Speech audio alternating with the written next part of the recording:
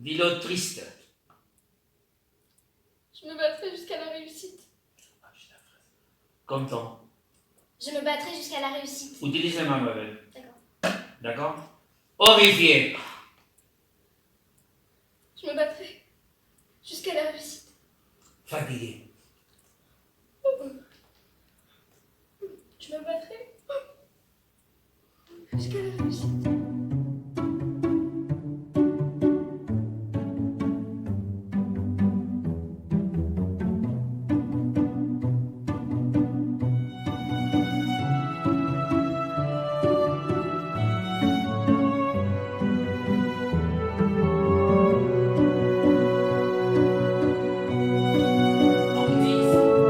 Dis-le normalement. Ok. Dis-le triste. Ici, ça passe. Malade.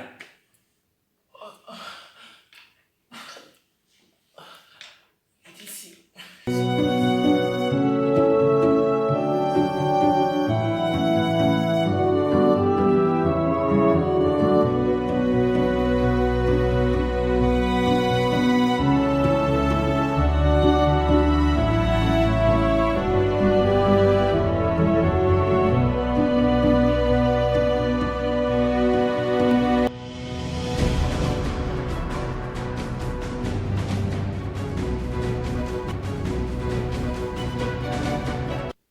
Réfléchis d'abord, si tu veux, pour te mettre. Moi, je dis médecin, moi, je vais vous dire quelqu'un qui travaille à la mairie et qui fait la voirie, quoi. Je ne l'ai jamais oublié.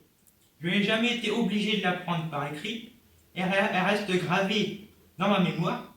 Le millésime tout au moins en chiffres que la vie aura du mal à effacer. Ici se passeront les marbles. Bravo, sexy, monsieur.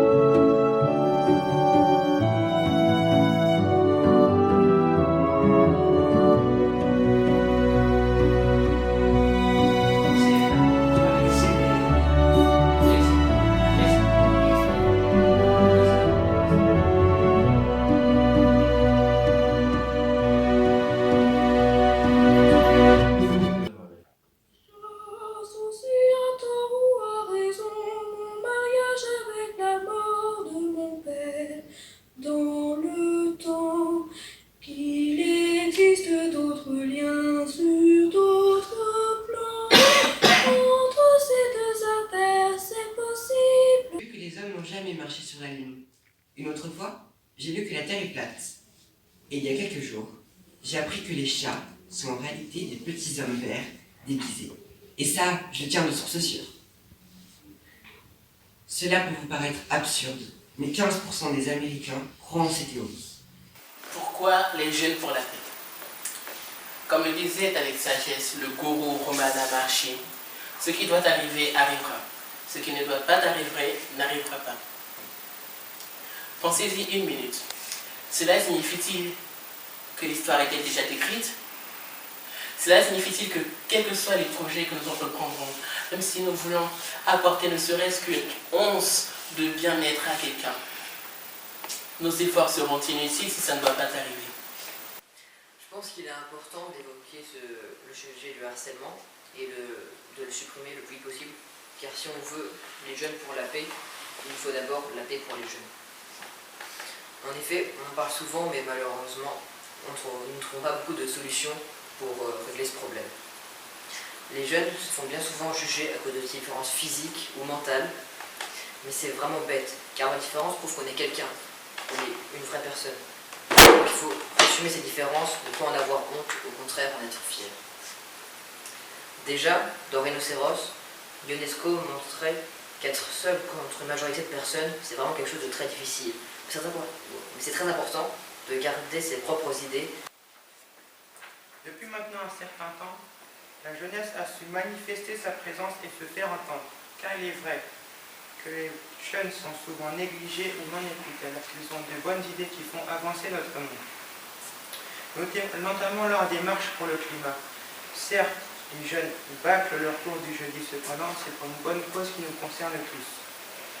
Mesdames et messieurs du jury, un exemple. Greta Thunberg a été jusqu'à la COP 21 afin de défendre ses idées. Au collège, on nous a demandé de réfléchir à un sujet. Cette phrase. Les jeunes pour la paix.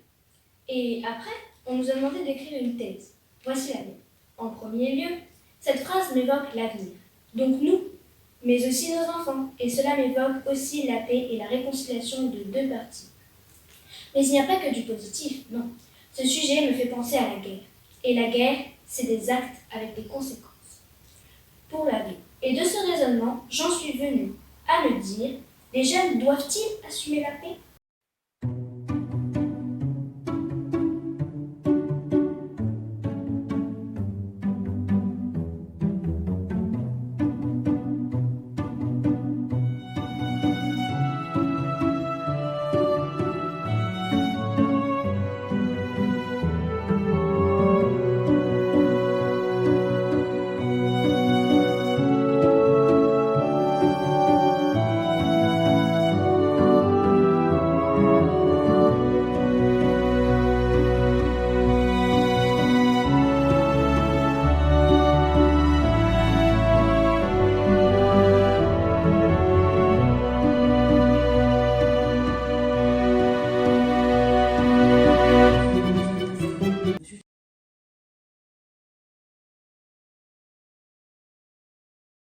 Et après?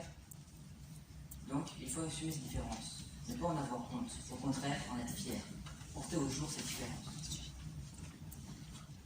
Eugène Ionesco montrait à travers sa pièce Rhinocéros qu'il est plus facile de se fondre dans la masse et de se laisser embarquer dans un discours totalitaire plutôt que d'affirmer sa différence, ses opinions. C'est très important de garder ses propres idées et de rester soi-même, et de ne pas changer juste pour être comme tout le monde. Il faut avoir le courage de changer la société pour que les gens arrêtent de juger à tout proche. C'est le changement. La jeunesse permet d'aller de l'avant, de progresser. La jeunesse fait le futur. Elle fait la paix.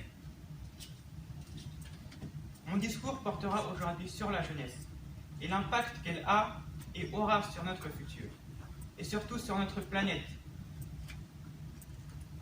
Depuis maintenant un certain temps, la jeunesse a su manifester sa présence et se faire entendre. La jeunesse a su prendre conscience que notre planète traverse une très mauvaise phase et qu'il faut absolument agir si on veut la préserver, notre précieuse planète. Les jeunes sont de nos jours responsables et se soucient du futur, en manifestant leur colère lors des marches pour le climat. Ils ont reconnu l'urgence d'agir pour leur avenir. La jeunesse évoque pour moi l'avenir, nous, enfants, mais aussi les prochaines générations. Puis, le mot paix, synonyme d'absence de troubles, de non-violence, mais aussi de réconciliation.